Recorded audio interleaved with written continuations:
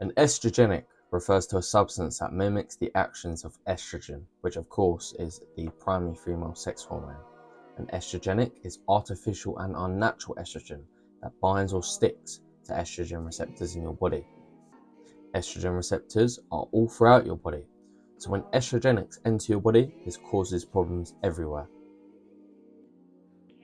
This video is based on Anthony J's book Estrogeneration, which labels the 7 deadly things that are caused as a product of estrogenics entering your body.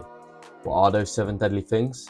Infertility, obesity, depression, hormone imbalances, cancer, various blood clotting implications, and immune system dysfunction altogether make up this list. In this video, I seek to not only raise awareness of the adverse effects of estrogenics, but also show how estrogenic intake can be prevented. First thing I'm going to talk about in this video is water. Most seawater is contaminated by salt, so numerous local water supplies continuously recycle their water. When people flush hormones out of their body in the form of pee, the hormones circle right back through the water supply and don't really come out during this process. While living organisms like bacteria and parasites are successfully removed or killed by high chemical levels, the smallest molecules, especially hormones, are generally not removed from this drinking water. It certainly can't be killed as such, since hormones are not alive. But hormones, furthermore, cannot be boiled or cooked. It does very little to destroy estrogenics. You have to filter them, not only to remove estrogenics from your drinking water, but also remove other nasty chemicals that may lay in it too.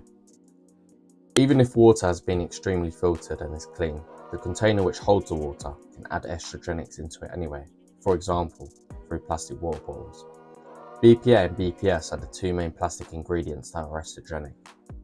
Other similar plastic ingredients that are also estrogenic include BPAF, BPB, and BPF. It is imperative to recognise that BPA-free does not mean BPS-free. Yet these plastic ingredients act virtually the same in your body. So if you buy a BPA-free bottle, it may be made of BPS, which is just as bad.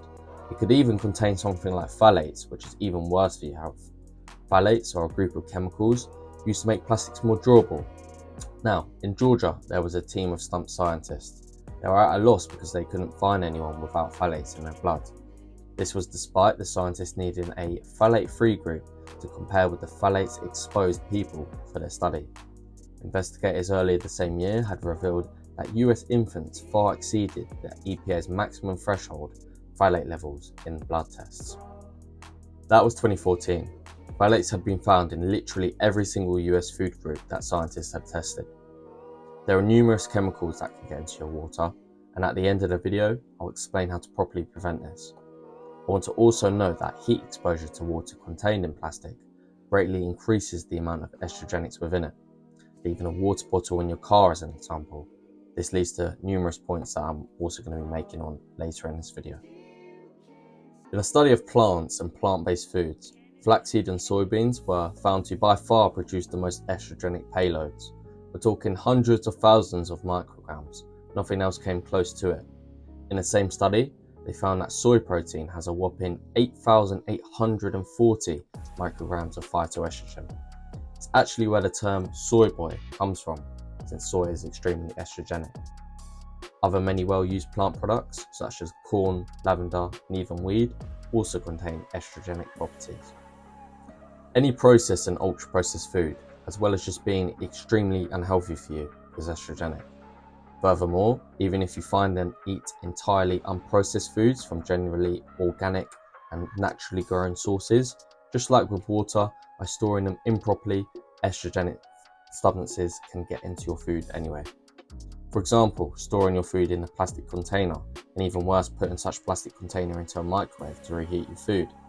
Do you remember how earlier I said leaving a water bottle in the heat can increase estrogenic activity in the water? A study of meats that contained 0.08 milligrams of phthalate per kilogram, so mg per kilo, in uncooked meat, rose to 13.1 mg per kilo after frying, and 16.9 mg per kilo after packaging. As Anthony J put it, I can't think of a single modern processed food that doesn't come into contact with plastic one time or another. Just like with water and food, Numerous other things can easily leach estrogenic substances into your body too. Anthony J talks about sun cream, fragrances, detergent, soap, birth control, swimming in public pools, and numerous other things that are also used and done by people daily. Even when buying products with an eye out for estrogenics, many chemicals aren't included in the product's active ingredients list, meaning companies selling products to you aren't legally obliged to declare chemicals in their products if only a certain amount is used. Also, companies commonly list adverse reactions to certain products as names hard to understand. For example, the adverse effects of Yaz contraception includes thrombophlebitis, so vein inflammation, arterial thromboembolisms, so arterial clots, and myocardial infarctions, so heart attacks. Numerous things like that. Definitely have a look out for that. Make sure you're not just being told, I don't understand this, so let's not worry about it. Make sure you deeply research any adverse reactions in anything that you consume. For a full and detailed explanation of all things that can leach estrogenic substances into your body, I truly do recommend to read Estrogeneration. You're probably wondering, why are estrogenics so prevalent today in our society? Money. Plastic, for example, is extremely cheap and therefore cost effective for companies. Making processed and ultra-processed foods is almost always cheaper. ZEA, for example, the estrogenic from molds, has been used to intentionally fatten cattle. Most research labs obtain money from only one of two ways. They either investigate things that the government wants and commissions, or they investigate things that a large corporation wants and commissions. In both cases, this leads to various potential for bias and corruption. It is essential to check bias in studies. No money often equals no research. And selling estrogenics generates massive profit. We've never developed an ability to smell or taste most estrogenics. They are simply too unnatural. Mankind has never needed this tasting and smelling detection ability. I've already given numerous examples as to how companies trick you into buying estrogenic products, even if you have a raised awareness for them. This final section of the video is a strict and preventative plan to avoid estrogenics almost entirely and prevent infertility, obesity, depression, hormone imbalances, cancer, various blood clotting complications, and immune system dysfunction. Feel free to implement as much as you like. The more the better. Firstly, avoid ingredients that include benz or fen in them. There's an extremely likely chance that they're estrogenic. Secondly, eliminate dietary grains, including all corn products. Thirdly, eliminate dairy products unless grass-fed and stored in a glass container. Fourth, eliminate all dietary liquids stored in plastics, especially oils. Fifth, eliminate all processed and ultra-processed foods. 6. Eliminate vinyl flooring, tiling, wallpaper, and plastic countertops. Number 7 is to avoid standard industrial bathroom hand soaps. Now, I found this one very intriguing. I was very curious as to why. The reason is that we're mainly exposed to alkaphenol, so apes from detergents and salts, which are capable of being mass-produced and are very cheap. Singular reason that most people, such as I, haven't heard of apes is you legally don't have to include them in your ingredient labels, despite numerous people rubbing them on their armpits daily. Number 8 is avoid your kids playing with plastic toys. They could easily ingest them. Number 9, only eat wild seafood from clean and pristine waters. Number 10 is only eat grass-fed organic meats, preferably wrapped in wax paper instead of something like plastic. Number 11, which I briefly touched on, is avoiding swimming in public pools that look dirty. Estrogenics are hydrophobic, meaning they have a fear of water and float to the top of the pool. It's extremely important for me, especially since I'm a swim teacher.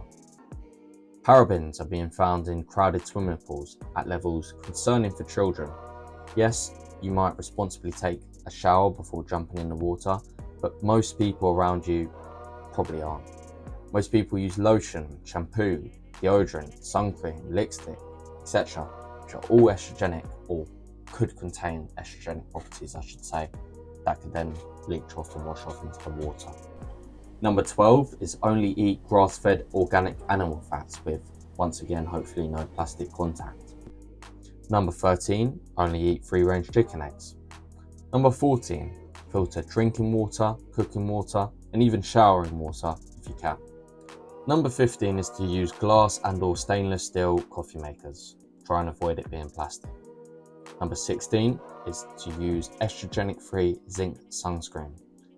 I find this really interesting since sunscreen isn't something that you can't really avoid. Using too much sunscreen can actually increase your odds of getting cancer by simply overprotecting your skin cells due to short exposure to sunlight. The sun kills skin cells, which is good because if those same cells live too long, they might become cancerous and are more likely to become cancerous. Number 17 is to eliminate soy and soy-boiled products. 18 is to eliminate flax.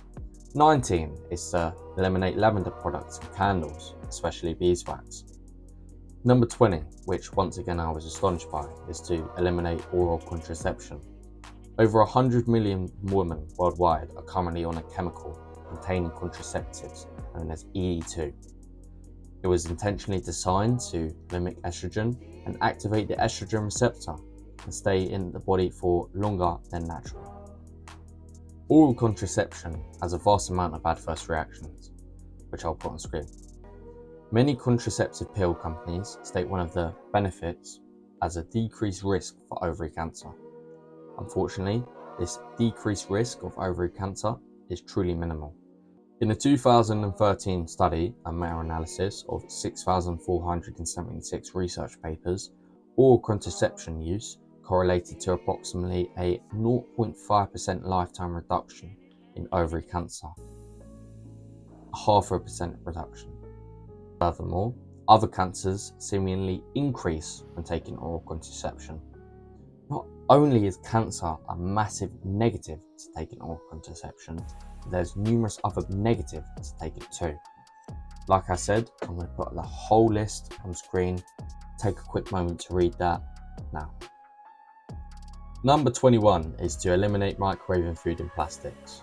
Now, as long as you're microwaving not in plastics, that's generally okay, but make sure it's not in plastics. Number 22 is about saunas and fasting. I've combined the two together. Due to heat exposure, saunas can help get rid of estrogenics from your body. Fasting while drinking lots of water also does that.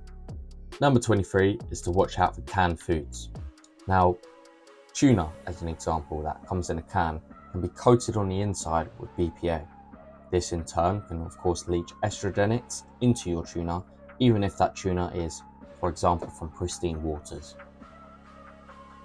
That's all I have for you in this video. I hope you enjoyed, and once again I would very much appreciate any support and even feedback, even if it's constructively criticizing what I need to adapt and improve on. That's all there is, and yeah, once again I hope you enjoyed. Goodbye.